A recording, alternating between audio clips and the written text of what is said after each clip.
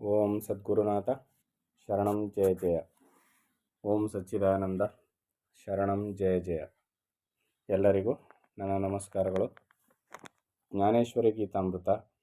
ಶ್ರೀಕೃಷ್ಣ ಪರಮಾತ್ಮನು ಅರ್ಜುನನಿಗೆ ಜ್ಞಾನೋಪದೇಶವನ್ನು ಮಾಡ್ತಾ ಇದ್ದ.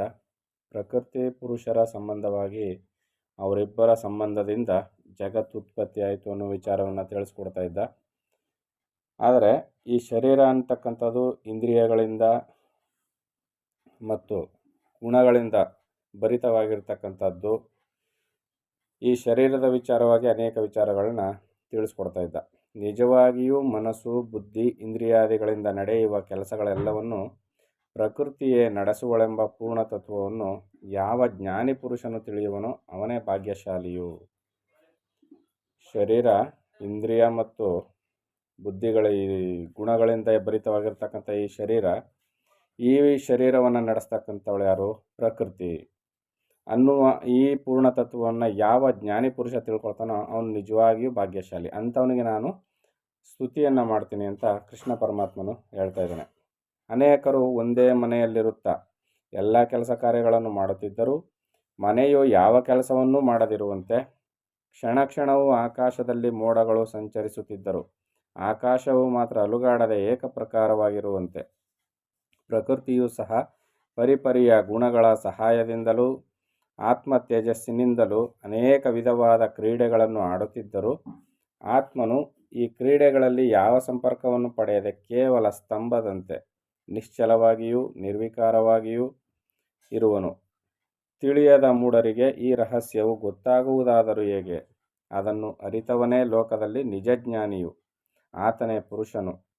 ಹೃದಯದಲ್ಲಿ ಜ್ಞಾನದೀಪವನ್ನು ಹಚ್ಚಿದವನು ಭಾಗ್ಯಶಾಲಿಯಲ್ಲವೇ ಎಂದು ಶ್ರೀಕೃಷ್ಣನು ಹೇಳಿದನು. ಚೆನ್ನಾಗಿ ಉದಾಹರಣೆಯನ್ನು ಕೊಡ್ತಾ ಇದ್ದಾರೆ. ಈಗ ಒಂದು ಮನೆಯೊಳಗೆ ಎಲ್ಲರೂ ಎಷ್ಟೋ ಜನ ಇರ್ತೀವಿ, 5-6 ಜನ ಇರ್ತೀವಿ ಅಂತ ಇಟ್ಕೊಳ್ಳೋಣ. ಎಲ್ಲರೂ ಒಂದೊಂದು ಕಾರ್ಯಗಳನ್ನ ಮಾಡ್ತೀವಿ.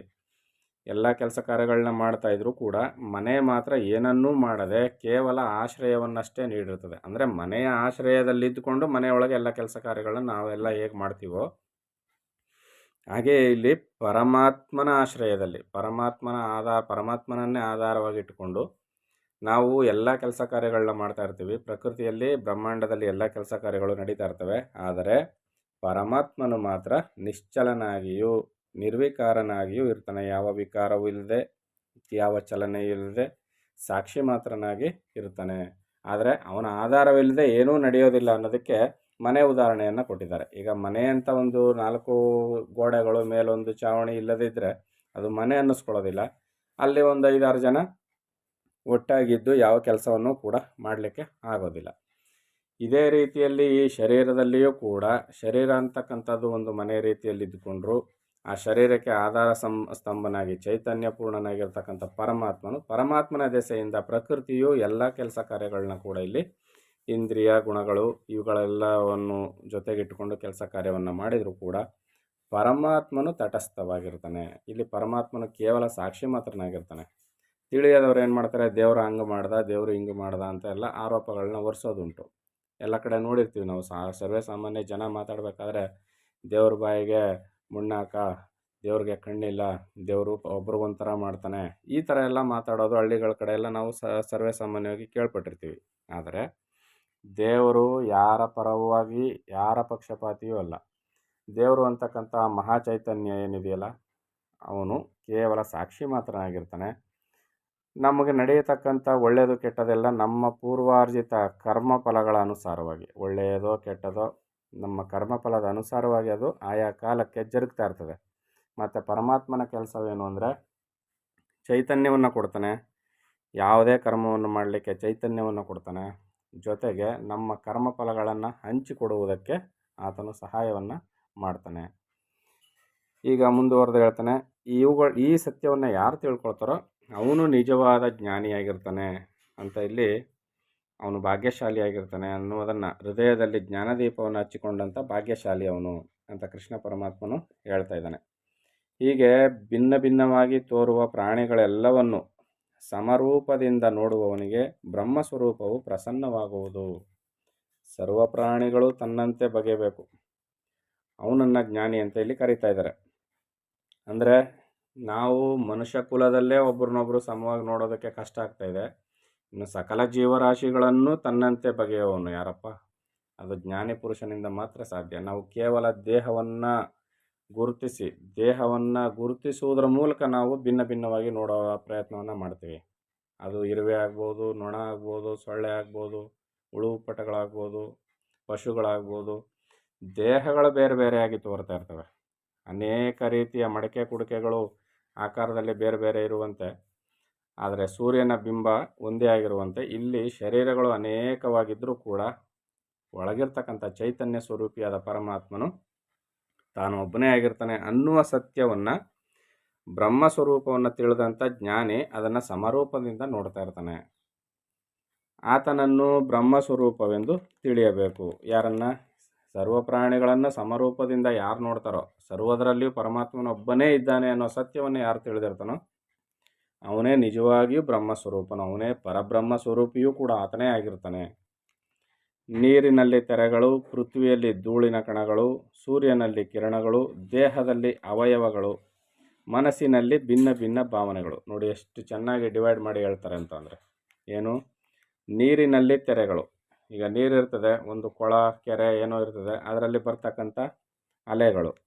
ಪೃಥ್ವಿಯಲ್ಲಿನ ಧೂಳಿನ ಕಣಗಳು, ಭೂಮಿಯ ಮೇಲೆ ಗಾಳಿ ಬೀಸಿದಾಗ ಸಣ್ಣ ಸಣ್ಣ ಧೂಳಿನ ಕಣಗಳು ಎದ್ದು ಬಿಡ್ತವೆ, ಎಷ್ಟೊಂದು ಬೇಕಾದಷ್ಟು ಇರ್ತದೆ. ಹಾಗೆ ಸೂರ್ಯನಲ್ಲಿ ಕಿರಣಗಳು, ದೇಹದಲ್ಲಿ ಅವಯವಗಳು, ಕೈ ಕಾಲುಗಳು, ಕಿವಿ, ಮೂಗು ಇತ್ಯಾದಿಗಳು. ಅದೇ ರೀತಿಯಲ್ಲಿ ಮನಸ್ಸಿನಲ್ಲಿ ಭಿನ್ನ ಭಿನ್ನ ಭಾವನೆಗಳು. ಒಂದು ಮನಸ್ಸಿನಲ್ಲಿ ಒಂದೇ ಭಾವನೆ ಇರೋದಿಲ್ಲ, ಭಿನ್ನ ಭಿನ್ನ ಭಾವನೆಗಳು ಬರ್ತಾನೆ ಇರ್ತವೆ, ಹೋಗ್ತಾನೆ ಇರ್ತವೆ.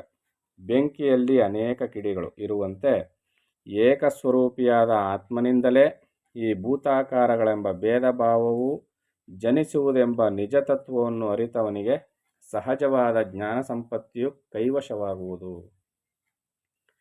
ಒಬ್ಬ ಜ್ಞಾನಿಯಾದವನ ಲಕ್ಷಣವನ್ನು ಯಾವ್ಯಾವ ರೀತಿಯಲ್ಲಿ ತೋರಿಸ್ತಾ ಇದ್ದಾರೆ ಅಂದರೆ, ಜ್ಞಾನಿ ಪುರುಷನನ್ನು ನಾವು ಈ ರೀತಿಯಲ್ಲಿ ಗುರುತಿಸಬೇಕು. ಕೇವಲ ವೇಷಭೂಷಣಗಳಿಂದಾಗಲಿ ಮಾತುಗಾರಿಕೆಯಿಂದಾಗಲಿ ಗುರುತಿಸೋದಲ್ಲ, ಅವನ ಸಹಜತೆ ಈ ರೀತಿಯಲ್ಲಿ ಇರ್ತದೆ. ಒಬ್ಬ ನಿಜವಾದ ಜ್ಞಾನಿಯ ಸಹಜ ಸ್ಥಿತಿ ಈ ರೀತಿಯಲ್ಲಿ ಇರ್ತದೆ. ಅವನು ಪ್ರತಿಯೊಂದರಲ್ಲಿಯೂ ಭೇದ ಭಾವವನ್ನು ಅಳಿದು ಸಮತತ್ವದಲ್ಲಿ ನೆಲೆ ನಿಂತಿರ್ತಾನೆ. ಇಂಥವನು ನಿಜವಾದ ಜ್ಞಾನಿಯಾಗಿರ್ತಾನೆ. ಅಂಥವನಿಗೆ ಈ ಜ್ಞಾನ ಸಂಪತ್ತಿ ಕೈವಶವಾಗಿರ್ತದೆ. ಜ್ಞಾನಿಯಾದವನು ಬ್ರಹ್ಮಸ್ವರೂಪವನ್ನು ಪಡೆದು ನಿತ್ಯ ಸುಖಿಯಾಗಿರುವನು. ದೇಹ ಇರುವಾಗಲೇ ಯಾರು ಈ ಸ್ಥಿತಿಯನ್ನು ತಲುಪ್ತಾನೋ ಅವನು ಶರೀರದ ವಿಕಾರತೆ ಏನು ಬೇಕಾದರೂ ಆಗಿರಲಿ, ಅವನು ಬ್ರಹ್ಮಸ್ವರೂಪವನ್ನು ಪಡೆದು ನಿತ್ಯ ಸುಖಿಯಾಗಿರುವನು. ಇದಕ್ಕೆ ಯೋಗ ವಾಸಿಷ್ಠದಲ್ಲಿ ಭೃಷಂಡು ಕಾಗೆಯ ವಿಚಾರವನ್ನು ಕೇಳಿ ತಿಳ್ಕೊಂಡಿದ್ದೀವಿ.